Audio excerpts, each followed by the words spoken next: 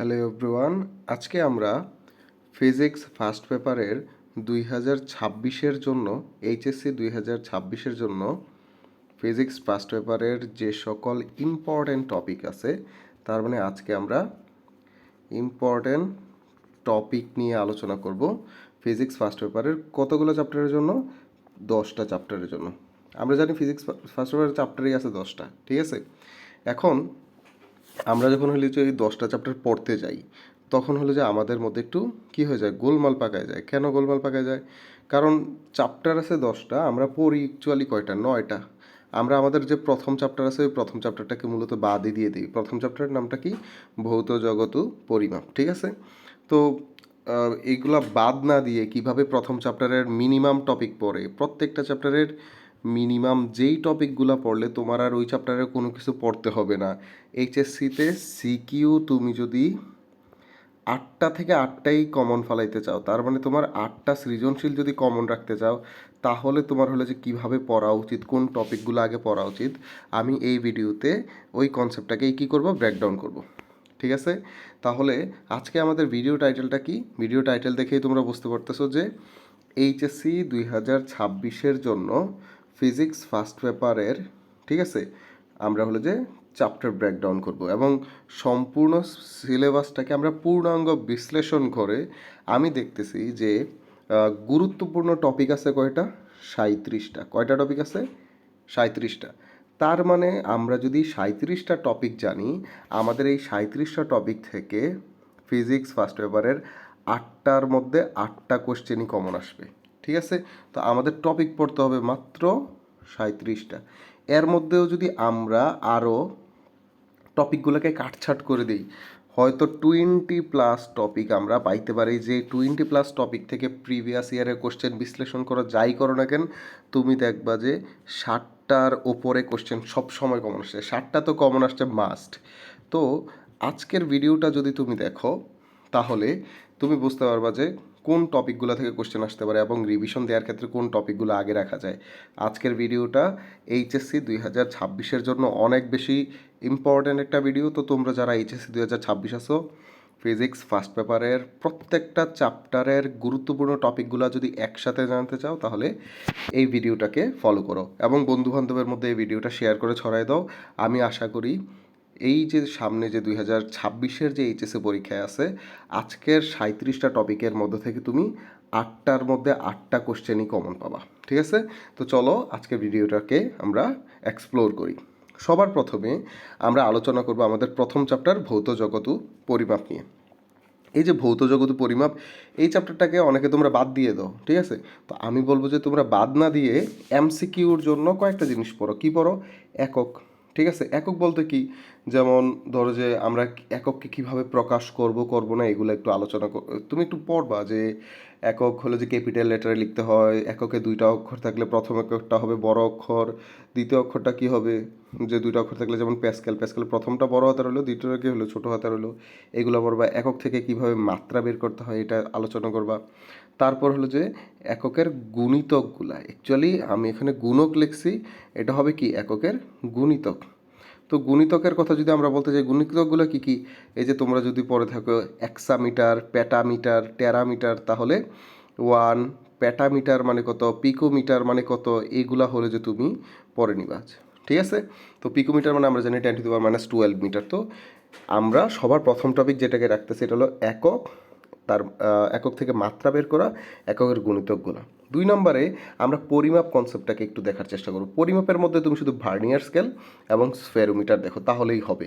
আর vernier স্কেলের মধ্যে কি দেখবা, কিভাবে ভার্নিয়ার কনস্ট্যান্ট বের করা হয় এবং এটা দিয়ে কিভাবে আমরা হলো পূর্ণাঙ্গ মান পেতে পারি, ঠিক আছে। আর স্ফেরোমিটারের জন্য ব্যাসার্ধের একটা ইকুয়েশন আছে, ব্যাসার্ধের ইকুয়েশনটা দেখে নিও। এবং 3 নম্বর টপিক আমরা ভৌত জগৎ পরিমাপের মধ্যে যেটা বলবো এটা হলো পরিমাপের ত্রুটি।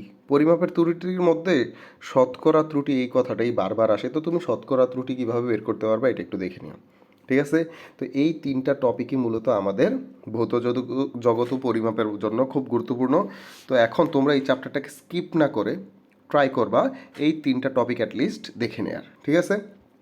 এবার চলো আমরা আমাদের দ্বিতীয় চ্যাপ্টারে যাই। দ্বিতীয় চ্যাপ্টারের নাম কি? ভেক্টর। ভেক্টরের কোশ্চেন অ্যানালাইসিস করলে তুমি সবসময় দেখবা যে নদী, নৌকা, বৃষ্টি আর লব্ধি। লব্ধি কার জন্য? দুইটা ভেক্টরের জন্য বা দুইয়ের অধিক, মানে 3, 4, 5টা ভেক্টরের জন্য এগুলা হলো যে সবচেয়ে বেশি আসে। তো আমি যদি একটু বলি যে স্টার মার্কের মধ্যে ভেক্টরের মধ্যে প্রথম টপিকটা আমাদের জন্য খুব বেশি গুরুত্বপূর্ণ, ঠিক আছে। দ্বিতীয় টপিকটা আমাদের কি আছে? গুণন। গুণনের মধ্যে কি আছে? ডট গুণন, ক্রস গুণন এবং তাদের আনুষঙ্গিক যে ব্যবহারগুলো, যে তারা কি সমতলীয় হবে কি হবে না এগুলো আসতে পারে। সমতলীয় কখন হয়? যদি দুইটা ভেক্টরের ক্রস গুণনের সাথে তৃতীয় ভেক্টর ডট গুণন কি হয়? 0, তাহলে সমতলীয় হয়। তো এই মানগুলো এখানে চলে আসবে, ঠিক আছে। তারপর তৃতীয়ত আমাদের কি আসবে? ক্যালকুলাস। ক্যালকুলাসের মধ্যে কি আসবে? ক্যালকুলাসের মধ্যে আসবে গ্রেডিয়েন্ট বের করা, ডাইভারজেন্স বের করা এবং কার্ল বের করা, ঠিক আছে। তো এইগুলা হলো যে আমাদের ভেক্টরের মধ্যে বারবার আসছে। তার মধ্যে আমি যেটা স্টার মার্ক দিলাম, নদী, নৌকা, বৃষ্টি, ছাতা, লব্ধি, এই টপিকটাই সবচেয়ে বেশি গুরুত্বপূর্ণ। তাহলে ভেক্টরে আমরা টপিক পাইলাম কয়টা? 3টা, ঠিক আছে। এরপরে চলো আমাদের তৃতীয় চ্যাপ্টার। তৃতীয় চ্যাপ্টারের নাম গতিবিদ্যা। গতিবিদ্যা থেকে আমি শিওর বলতে পারি যে এইচএসসি 26 তোমরা প্রাস থেকে একটা সিকিউ কমন পাবা, এটা 100% শিওর। তো তোমরা যারা এইচএসসি 26 আসো অবশ্যই হলো যে প্রাসের কনসেপ্টটা ভালোভাবে দেখে নিও, ঠিক আছে। প্রাসের পরে আবার কি আসতে পারে? যে লেখচিত্র এবং গতির সূত্রের ম্যাথগুলো দিয়ে কিভাবে আমরা অঙ্ক করতে পারি এটা আসতে পারে। তৃতীয়ত কৌণিকের সূত্র। কৌণিকের সূত্র কি আসতে পারে?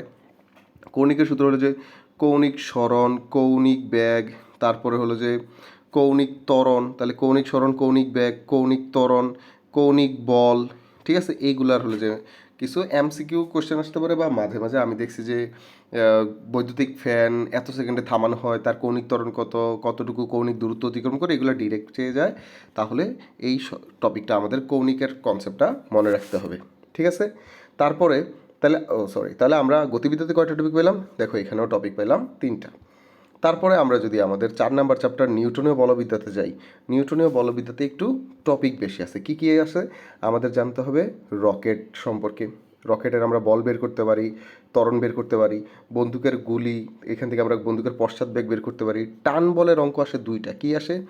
আমরা যদি একটা বস্তুকে কি করি? আনুভূমিক তল বরাবর ঘুরাই, তাহলে তার টান বল কী হয়? আরটা হলো উলম্ব তল বরাবর ঘুরাই, তাহলে টান বল কী হয়? এই 2টা ম্যাথ একটু দেখে নিও। প্রিভিয়াস ইয়ারের কোশ্চেন চেক করলে দেখবে যে 2টা ম্যাথই আসছে টান বলে। তারপর এখানে আছে সংঘর্ষ। সংঘর্ষের মধ্যে অবশ্যই হলো যে এটাকে স্থিতিস্থাপক না অস্থিতিস্থাপক এইগুলো জিজ্ঞেস করতে পারে। এবং তৃতীয়ত যেই টপিকটা আছে জড়তার ভ্রামক, আমি বলবো এই জড়তার ভ্রামক কনসেপ্টটা খুব গুরুত্বপূর্ণ। এখানে তোমরা যদি দেখো যে দণ্ডের জড়তার ভ্রামক, গোলকের জড়তার ভ্রামক, তারপরে যদি আরও স্পেসিফিকলি আমরা বলি যে চাকতির জড়তার ভ্রামক, এইগুলা কিন্তু প্রিভিয়াস ইয়ারে বারবার আসছে। তো এই 3টার জন্য জড়তার ভ্রামক কিভাবে ডিটেল বের করা হয়, যে ভারকেন্দ্রগামী হলে কি হবে, তারপরে এক পাশ দিয়ে গেলে কি হবে, মধ্যবিন্দুগামী হলে কি হবে, এগুলো দেখে নিও। এবং চতুর্থ কনসেপ্টের নাম কি? ব্যাংকিং। ব্যাংকিং থেকে কি, যে ব্যাংকিং থেকে আসতে পারে সর্বোচ্চ বেগ কত হবে, অ্যাক্সিডেন্ট করবে কিনা, এই ম্যাথগুলো আসে। এবং 4 নাম্বারে হলো ঘর্ষণ। ঘর্ষণের মধ্যে তোমরা আনত তলটা একটু দেখে যেও। তাহলে এই যে আনত তল, এই 5টা টপিক আছে আমাদের কোথায়? বলবিদ্যার মধ্যে, ঠিক আছে। তাহলে বলবিদ্যাতে আমাদের এই 5টা টপিক পড়লেই চলে। তারপরে আমরা যদি আমাদের 5 নাম্বার চ্যাপ্টারে কাজ ক্ষমতা ও কাজ শক্তি ও ক্ষমতা নিয়ে আলোচনা করি।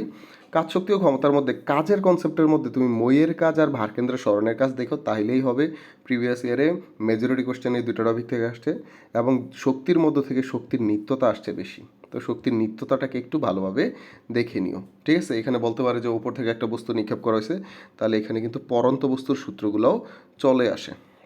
এবং 3 নাম্বার কনসেপ্টের মধ্যে আসছে কুয়ার গাণিতিক সমস্যা। এই কুয়ার গাণিতিক সমস্যাটাই অ্যাকচুয়াল সমস্যা, যে এখানে আমরা পাম্প দিয়ে হলো যে পানি অপসারণ করি, এই ম্যাথগুলো দেখতে পারি।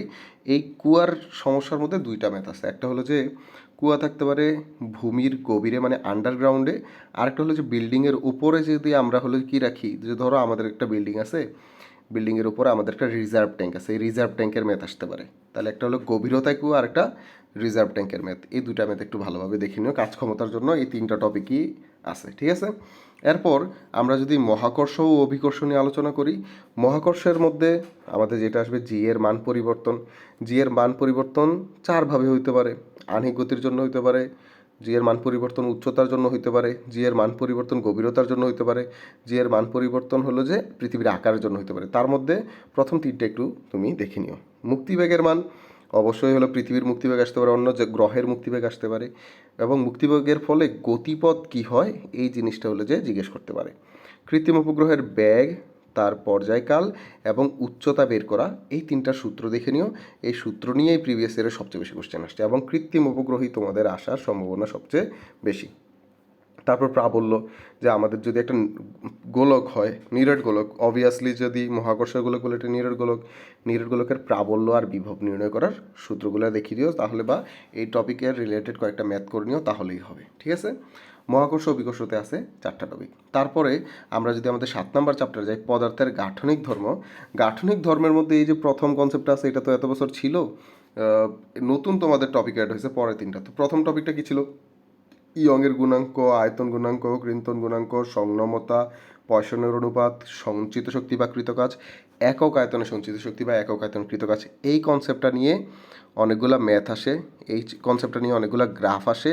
তো এগুলা প্রিভিয়াস ইয়ার অনেক বেশি আসছে, তো আমি আশা করি যে তোমাদের সময় এগুলো থেকে আসার সম্ভাবনা কম, তবে আসবে না এটা বলা যায় না, সম্ভাবনা কম। দ্বিতীয়ত, পৃষ্ঠটান আর পৃষ্ঠ শক্তি কার জন্য বের করে আসে? যে পানির জন্য বের করা আসে, বুদবুদের জন্য বের করা আসে। তাহলে পৃষ্ঠ শক্তি এবং পৃষ্ঠটানের বুদবুদের ম্যাথটাকে তুমি একটু দেখে যেও, এটা এবার একটু নতুন ভঙ্গিমার ম্যাথ, তো এটা আসতে পারে।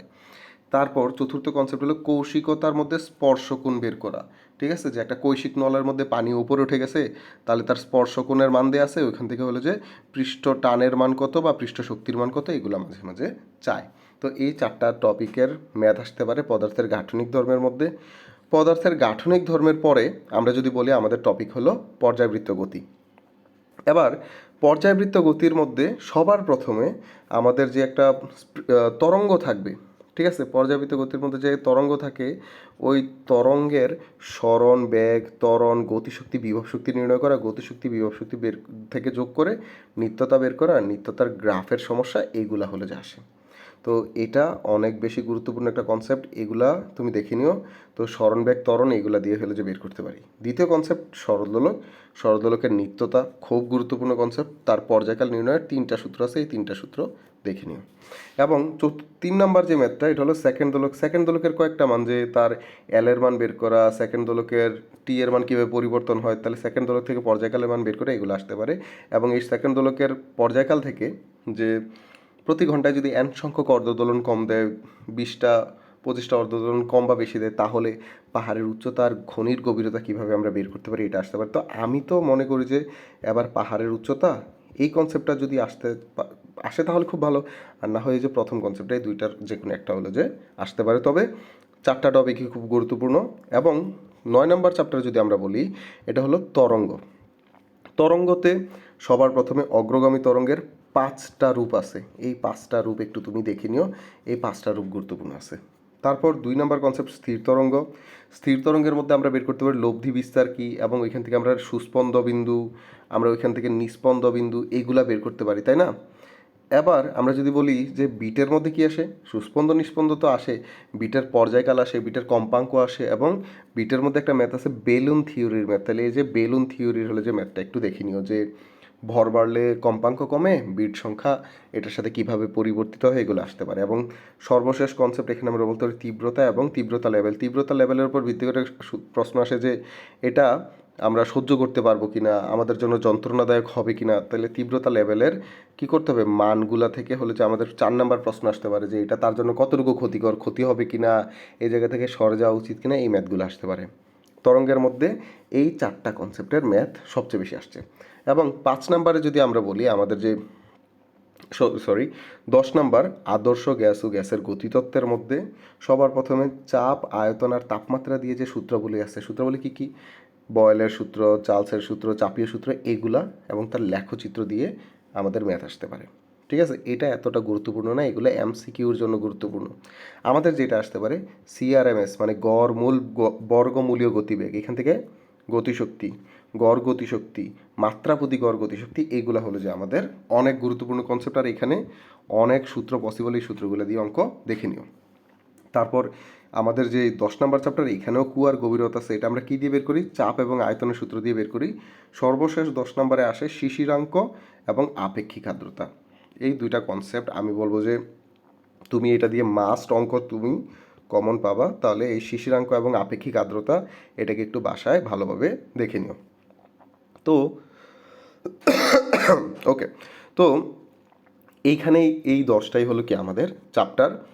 যেই 10টা চ্যাপ্টারের মধ্যে তুমি যদি দেখো যে 10 নাম্বার, 9 নাম্বার, 8 নাম্বার, তারপর 7 নাম্বার, 6 নাম্বার এবং এই 6 নাম্বার পর্যন্ত চ্যাপ্টারগুলোতে 4টা করে টপিক। তাহলে 6 থেকে 10 পর্যন্ত 4টা করে টপিক, কাজ ক্ষমতায় 3টা টপিক, বলবিদ্যায় 5টা টপিক, তারপরে গতিবিদ্যা, ভেক্টর এবং ভৌত জগৎ পরিমাপে 3টা করে টপিক।